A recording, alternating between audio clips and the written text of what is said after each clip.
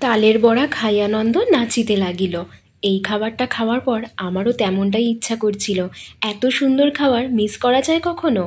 তালের এত সুন্দর একটা রেসিপি বাড়িতে বানানো শিখে রাখলে হলপ করে বলতে পারি, একবার কাউকে বানিয়ে খাও, সারা জীবন ভুলবে না।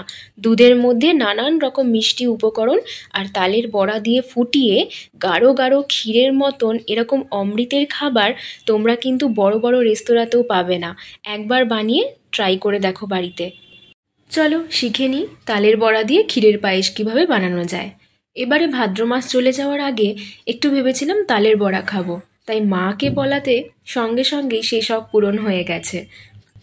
বাজার থেকে একটা ভালো পাকা তাল এনে মা রেখে দিয়েছিল, আর প্রত্যেকবারের মতন সেইটা ছাড়িয়ে ভালো করে ধুয়ে আর সেটার পাল্প বার করা আমারই দায়িত্ব থাকে। যখনই আমাদের বাড়িতে তালের বড়া হয় আমি সেই তালটাকে ছাড়িয়ে পাল্প বার করে রাখি, আর মা আনুষাঙ্গিক জিনিসগুলোকে রেডি করে তালের বড়া বানিয়ে দেয়। তাই এবারও তার অনড় হলো না। বাড়িতে গিয়ে একেবারে সকাল সকাল থেকেই মা আর আমি মিলে লেগে পড়েছিলাম এই তালের বড়া দিয়ে ক্ষীরের পায়েস বানানোর জন্য। যা যা উপকরণ লাগছে মোটামুটি এখানে সব কিছু সাজানো রয়েছে, তোমরা একবার চোখ বুলিয়ে নাও। আর তালের পাল্পটা বার করে এখানে রেখে দিয়েছি। তাল দিয়ে অনেক রকমের রেসিপি হয়, কিন্তু আমি কোনো দিন সেগুলো ট্রাই করিনি। আমার জানি না, শুধু তাল দিয়ে তালের বড়াটা খেতেই আগাগোড়া ভালো লাগতো। আর তার জন্য আমি মাকে বলতাম বাড়িতে যদি তাল আসে তবে সে তালের বড়া করলেই আমি খাবো, নয়তো নয়। তাই এবারেও তার ব্যতিক্রমটাই হলো। মা বলল একবার খেয়ে দেখ, খুব সুন্দর খেতে হয়। প্রথমেই তালের পাল্প নিয়ে নাও।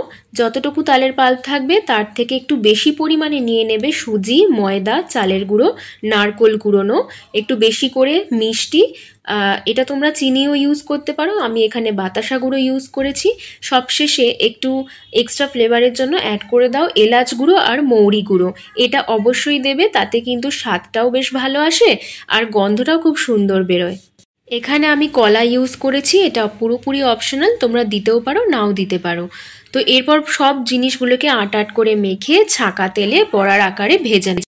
বড়া ভাজার সময় অবশ্যই কিন্তু গ্যাসের ফ্লেমটা মিডিয়াম রেখে ভাজতে হবে, তাতে বড়ার রঙটা খুব সুন্দর আসে। এরপর গ্যাসে আগে থেকে দুধ বসিয়ে রেখেছিলাম জাল দেওয়ার জন্য। তো সেই দুধটা গরম হয়ে আসলে, ফুটে আসলে বেশ কিছুটা খোয়া ক্ষীর হাতের মধ্যে ক্রাশ করে ওর মধ্যে দিয়ে দাও। এরপর একে একে অ্যাড করে দিলাম কাজু বাদাম, কিশমিশ আর বেশ কিছুটা বাতাসা। এবার ভালো করে দুধটা নাড়াচাড়া করে ফুটতে দিতে হবে। এই জিনিসটা না খুব বেশি পাতলা হলেও ভালো লাগবে না, আবার খুব বেশি গাঢ় হলেও ভালো লাগবে না। তবে চেষ্টা করবে যাতে ক্ষীরের মতন হয় ব্যাপারটা, সেরকম কনসিস্টেন্সিতে রাখতে।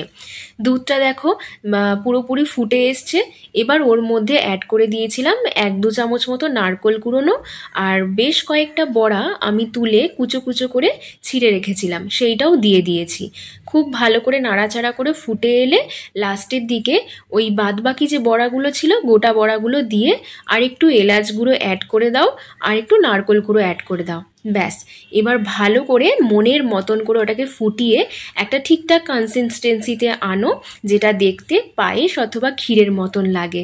ব্যাস, তাহলেই রেডি আমাদের তালের বড়া দিয়ে ক্ষীরের পায়েস। এত অসাধারণ খেতে হয়েছিল, একবার তো বলছি বাড়িতে ট্রাই করে দেখো, সবাই ভীষণ পছন্দ করবে।